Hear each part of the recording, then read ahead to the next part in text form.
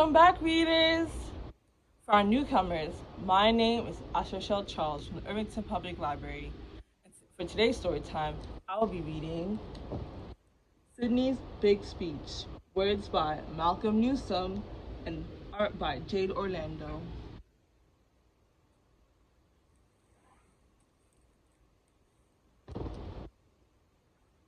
Happy first day of school, said Mr. Simmons.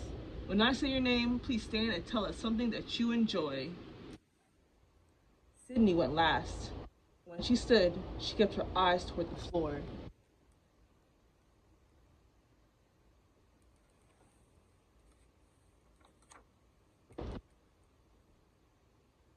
A million thoughts flooded Sydney's mind, but none of them found their way to her mouth. I can't do this. So Sydney said nothing at all.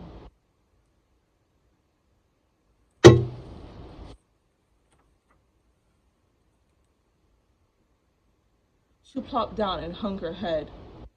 Don't worry, Sydney, Mr. Simmons whispered. You'll have another chance. Then he made a big announcement.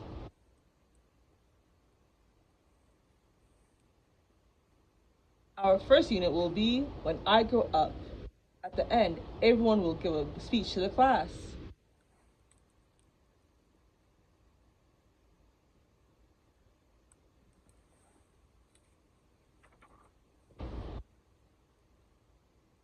After school, Sydney arrived home with jittery legs. How was school? Dad asked. I couldn't talk when Mr. Simmons called on me, and now I have to give a speech. I can't do it. The words won't come out.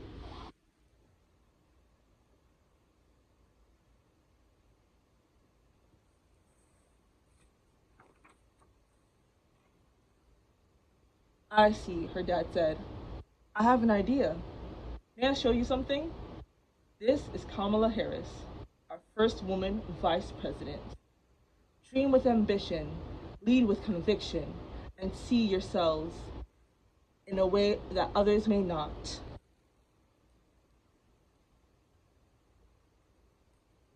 Like you, she has lots of great words inside. She just found a way to let the great words out. Afterward, he told her about Condoleezza Rice, the first black woman Secretary of State, Carol Moseley Braun, the first black woman senator, and Shirley Chisholm, the first black woman to run for president for a major party.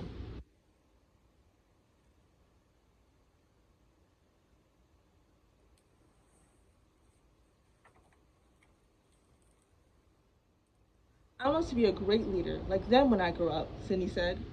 You can, replied her dad. But great leaders have to give speeches. I'm bad at speeches. They had to learn how. And guess what? What? Since I'm shy, I had to learn too. It just takes lots and lots of practice.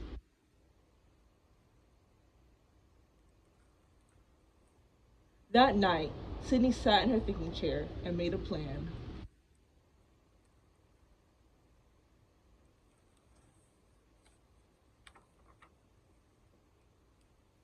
First, she and her dad watched video upon video of the other leaders' speeches.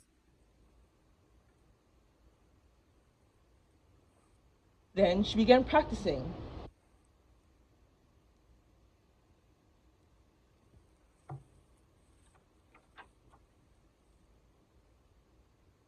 Each morning she practiced using wise words like Condoleezza Rice did.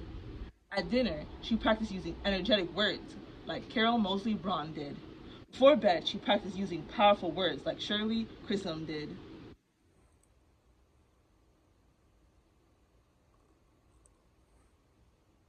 And before long, she was using great words everywhere she went, while watering the flower garden, in the grocery stores, and at the park.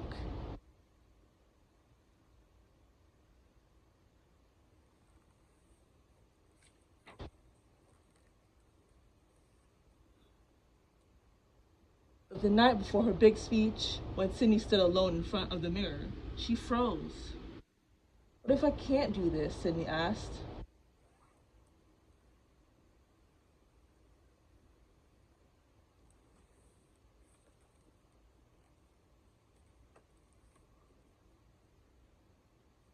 Sydney's dad knocked and stepped in.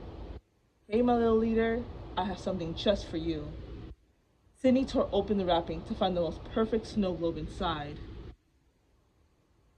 And I have something else to share with you, a speech that helps me when I'm feeling nervous. He turned on a victory speech by his favorite president.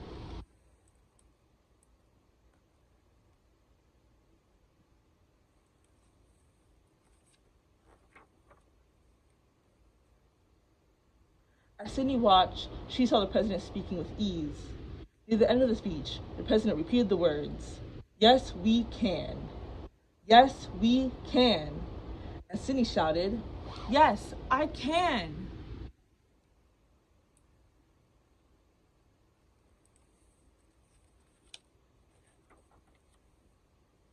The next morning came sooner than Sydney wanted.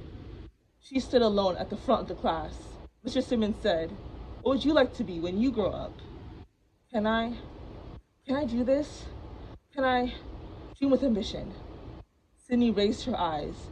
She remembered Kamala Harris's hopeful words, took a deep breath. Yes, I can. Lead with conviction. I can do this.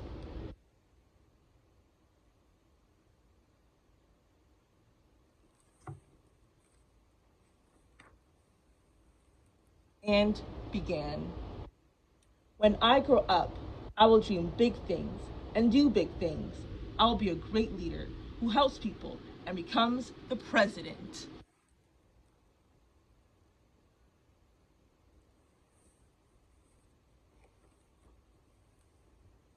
Well done, Sydney, Mr. Simmons said. When the student next to Sydney was called, she saw him drop his head and freeze. She leaned over and whispered in the boy's ears, "Just let the great words come out."